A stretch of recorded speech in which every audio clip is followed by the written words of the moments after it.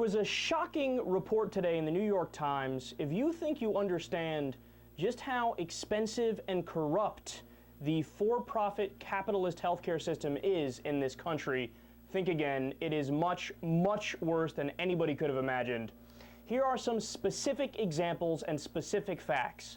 At Lenox Hill Hospital in New York City, a guy by the name of Daniel Diaz, 29 years old, was billed $3,355.96 for 5 stitches on his finger.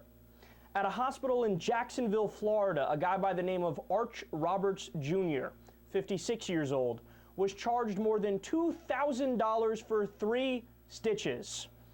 California Pacific Medical Center's 400-page charge master, which actually details how much all these different things are supposed to cost and how you determine the price, they charge $32,901 for an x-ray of the heart, $25,646 for gallbladder removal, doctor's fees not included in that, $20 for a codeine pill, meanwhile it's 50 cents at Rite Aid or Walgreens, $543 for a breast pump kit, $25 online that would cost, $4,495 for a CT scan of the abdomen, and if you were to go down the street to an outpatient facility nearby, it only costs about $400, $529 for a pack of gauze, which costs less than $1 at internet supply stores. A vial of skin glue is billed at $181. It's $16 in stores. Local anesthetic costs $79.73. It's $5 on the internet. California Pacific Medical Center charged $43,679 for hospitalization treatment of simple pneumonia. Medicare payments would have only been $8,046 for the same issue. And $96,642 to treat a stroke. The Medicare payments would have only been $9,000, $583.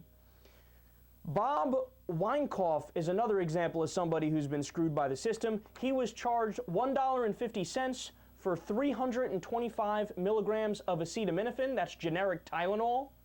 For 1 penny less, you can buy 100 of those pills on Amazon.com. $283 for a chest x-ray compared to the $20.44 Medicare pays. $199.50 for a blood test on which Medicare would pay $13.94. $7 for an alcohol prep wipe when a 200-count box retails for $1.91. And get this, for a 4-day visit to the hospital on a ventilator, the bill came to $474,000. So what we see here is a disgusting problem in our healthcare system. We pay much, much more than other modern industrial nations, and we get worse outcomes. And although you might point at all these specific examples and say, you know what, that's anecdotal, that doesn't speak to a larger issue, but it does speak to a larger issue because, again, the studies have shown that this isn't the exception to the rule. This is the rule. So the problem is simple. There's price gouging going on. The private companies are price gouging people, and there's a lack of rules and regulations. And economist Professor Melnick explains it perfectly. He says, quote, "Prices are basically arbitrary, not connected to underlying costs or market prices." So in other words, whatever any healthcare company or pharmaceutical company or hospital or health insurance company, whatever they decide they want to charge you, if they feel like they could take advantage of you, for example, oh, you're in for a hurting. And also I should mention that these people that we went through and these costs that we went through, this is not specifically for people who don't have insurance coverage. Oftentimes, these prices are the same for people with insurance coverage. So again, the answer is very straightforward. It's something that, you know, people unfortunately don't bring up nearly as much as they should. But if you heard me as I was going along there, I was telling you, well, this is what it costs in the capitalist sector of the healthcare system. And this is what it would cost in Medicare. Medicare is the government system. It is always less expensive for Medicare, and the quality of the care is the same or better.